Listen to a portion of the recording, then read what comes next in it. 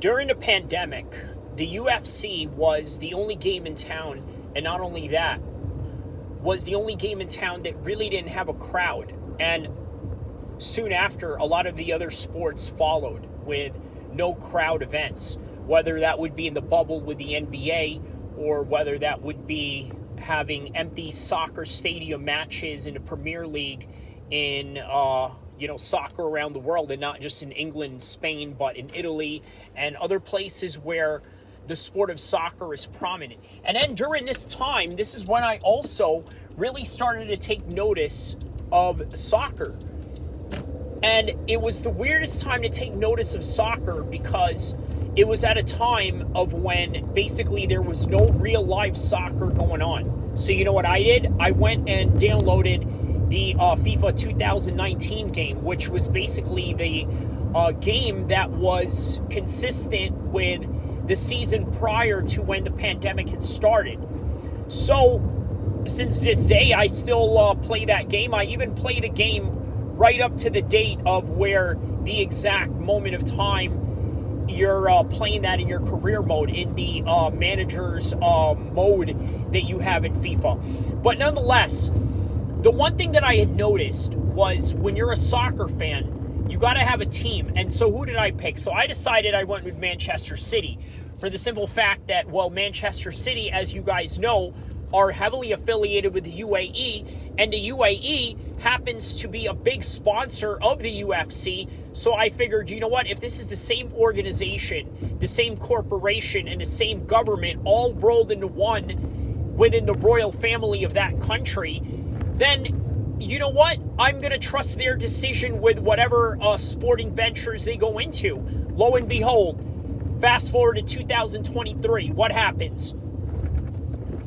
Manchester becomes a triple champion. And I don't know the exact, because you guys have to remember, I'm still a casual in the sport of soccer. But nonetheless, I noticed a very important point of the similarities in the Manchester City roster and the UFC roster. And that is, they constantly want the best guys to be in their roster at any cost. And let me give you an example. In the current time right now with Manchester City squad, what do you have going on? You got Kevin De Bruyne, who is a longtime captain of the team, basically the backbone of the team, injured at the current moment of time, right? So what does Manchester do?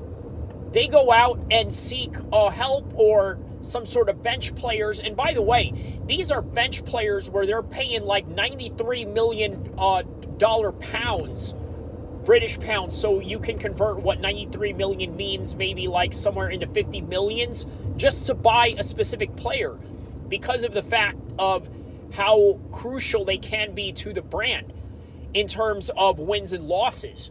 So with that in mind, in comes Lucas Paqueta and then Jeremy Doku. These two guys are in their young 20s. One is in her early 20s, the other is in her mid-20s, Paqueta.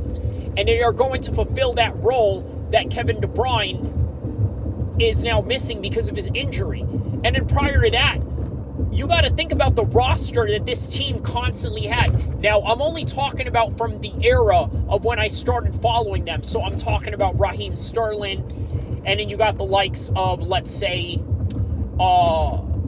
Aguero, who used to be on that team, no longer with the team, and then got replaced. Then you got all these different players. Now you got Haaland, who unarguably right now is the best Premier League player of all time, if not in this particular era. So they constantly are evolving and changing and constantly upping their roster, meaning that they're constantly bringing in the best guys in the world to play for their team in a highly competitive fashion. Now, with that in mind, you're also dealing with a situation to where you're also dealing... Oh, sorry about that. I had to look at the little traffic here. You're also dealing with a situation in the UFC where they are basically doing the same thing. And what exactly is the UFC doing is the fact that they are constantly bringing in the best guys in the world. And if the best guys in the world leave, they replace you for another one. That's literally what they have going on with Manchester City Club and the UFC roster. You look at Francis Ngannou. He had these issues with the UFC in terms of what? In terms of contract negotiations. He fought out his contract as a champion. And then they had a sunset clause, a champion clause, to where he couldn't go anywhere for a couple of months. So he had to get locked down to a contract in which he wasn't going to be able to agree to a re-sign, and then was going to be stripped of the belt. And then what? In comes John Jones. Takes on a guy that Francis took 5 rounds to beat by decision, whereas John Jones dismantled him in the first round, and then John Jones was already considered a pound-for-pound #1 fighter in the world. So they constantly have a way of replacing you. You look at the likes of Kevin Lee. My goodness, man. Fan favorite. Great athleticism. Great prospect when he was coming up. And then went and fought for the title against none other than Tony Ferguson. And when he fought for the title, he came short. And then he had a few hard losses in his career. And then he had a few good streaks. He was able to knock out... what was that guy's name? Gregor Gillespie or something like that. He knocked him out in the BMF card in 2019 in UFC 244. So Kevin Lee had his good moments, and then obviously he had that lackluster win against Diego Sanchez in Eagle FC. Then he came back into the UFC, gets beat by these up-and-coming Dagestani prospects. And then that was that, right? Well, guess what? When he came in, who did he fight? He fought some fierce Dagestani guy, and nobody knew his name. But on top of that, the guy is fighting in the best organization in the world with the best fight the best, and they don't care if you're a star or not. Just like here in Manchester City, they don't care if you're a star. They let Raheem Sterling go within a season. Just like that. It's the ultimate meritocracy in terms of we're going to keep having the best, and we're not going to let anybody have an easy match or a tune-up. Look at McGregor. He's a prime example of that. The guy right now does not deserve to go anywhere near Michael Chandler. The problem is that you got all these sponsors going on. You got this beer line going on. So now you got to have all of that coincide with a match that is going to be a big pay-per-view draw. And, of course, him and Chandler are going to be a massive draw because, let's face it, anything that Conor McGregor does is a draw. Even if he was to fight Justin Gaethje right now, that would be an absolute issue. And then you're talking about Islam Makhachev, even Nate Diaz. He would have serious problems with Nate Diaz right now. Because a lot of people are just questioning how seriously is he taking it. You look at him in a recent Anthony Joshua fight, which he attended. You think to yourself, is this a guy that's ready to fight within December? Right now, it is August, and he's drinking in an Anthony Joshua fight. Now, every fighter has their own method and their own ways of doing things, and you got to think to yourself, fair play. Conor maybe has a couple of months left, can kind of screw around here, but then has to take it seriously somewhere down the line of, let's say, September. But then that only leaves you 2 months left, and then you got 1 month of recovery in December, to which you got to be able to heal up on all those tough training sessions that you've withstanded in the previous months, which is right now, and in the upcoming months after this, which is September. So that's what Conor has to deal with. And you got to think to yourself, right? For Conor McGregor to come back like this, what is the UFC thinking? Are they thinking in the best interest for him? Maybe not, because I got to tell you, what Khabib said a few years ago really haunted us today in terms of what is going on with Conor McGregor's career.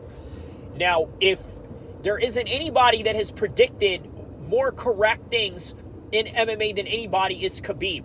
He predicted the downfall of Jose Aldo. He was too old for the weight class. It's exactly what happened to him. Now he's into pretty much influencer boxing. Of course, he boxes other MMA fighters, but nonetheless, it's within the category of influencer boxing because it's not ranked under the WBA, WBC, IBF, not even the IBO, okay, and not even the WBU, or none of that. So it's not boxing in its realest form. He has to kind of lower notch his fighting level a little bit, which is box Jeremy Stevens in a boxing match to where he can't kick you, he can't elbow you, he can't do any of these things. And once again, that's neither here or there. Like I said, boxing is one of the best sports to retire at an older age. That and jiu-jitsu, because there's just not a lot of damage and wear and tear being done in your body. In MMA,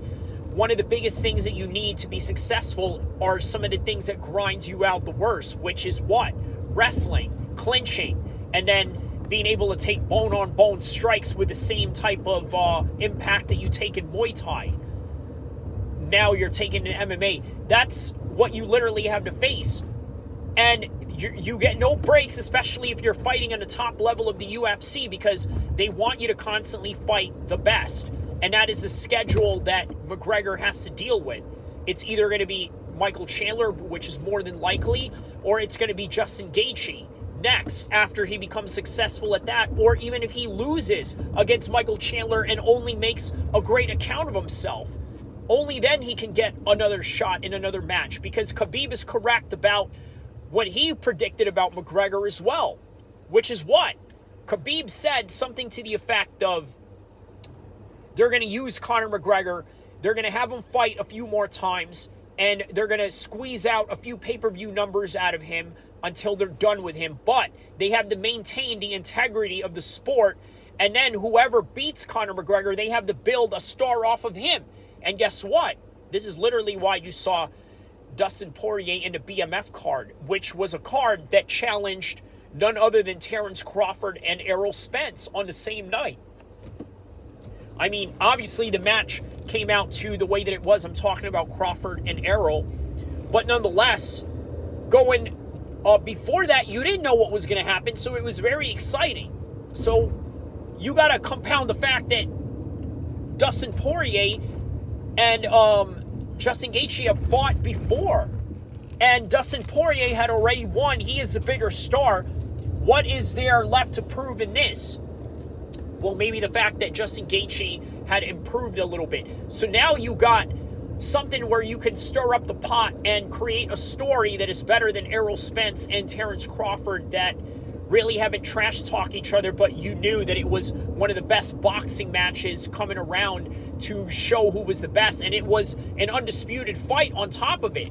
So how do you beat that with a UFC card that you got going on?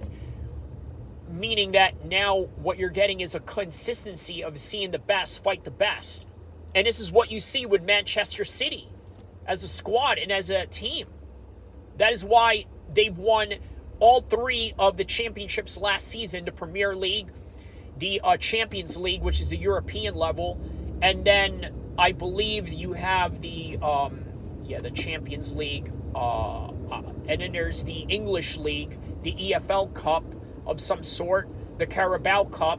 So they won all three, and then they probably won the Super Cup today, which they're going to play Seville on the European level of some sort, or international European level. But nonetheless, they're constantly fighting the best. They're constantly playing the best. And on top of that, they have a very rigid schedule. You got to think these guys are playing like 60 some odd games in a single season. So that's a lot. That's a lot to deal with. And then on top of that, you got to take into consideration that nobody's going to care if you're injured, because they're just going to replace you, just like what they're doing with Lucas Paqueta for Kevin De Bruyne right now. Nobody's going to care if you're the lineal champion and you want to move on to boxing and possibly lose and then embarrass yourself against one of the biggest boxers in the world. Obviously, I mean, you know that he's the best and there's no shame in losing to him, but to the mind of the casuals, that's just going to break your particular brand in some kind of way of legitimizing you as the lineal champion. Now you got John Jones, who dismantled the guy that you took 5 rounds to do. And of course, yes, the sensible thing to say as a knowledgeable fan is, all right, Francis had some knee problems going into that, and then he had to go into surgery right after that. Now he's cleared. Maybe he would have been able to finish Cyril Gane a lot quicker than that. But that's not what happened, and you don't know. It is all about the perception that you can create. And what Manchester City right now is creating a perception that they are the best. And not only are they proven that they are the best, they're showing it by metric numbers of the championships that they've won, on top of the resources that they're able to pull with buying all the best players in the world. But that is kind of where the UFC and Manchester City kind of differ in a way. Because the UFC will not go out of their way to pay somebody a handsome amount of money just to come over and sign and fight, unless you're Conor McGregor, of which they already have him, of which they built him. Because why? They believe that they can go out and build another Conor McGregor, which is precisely the reason why they want to have this guy fight guys that he can possibly lose so they can go out and market them. And then the next guy that's coming up, they can go out and beat them. That is the cycle of the vicious aspect of sport. You either perform or you get replaced. It's as simple as that.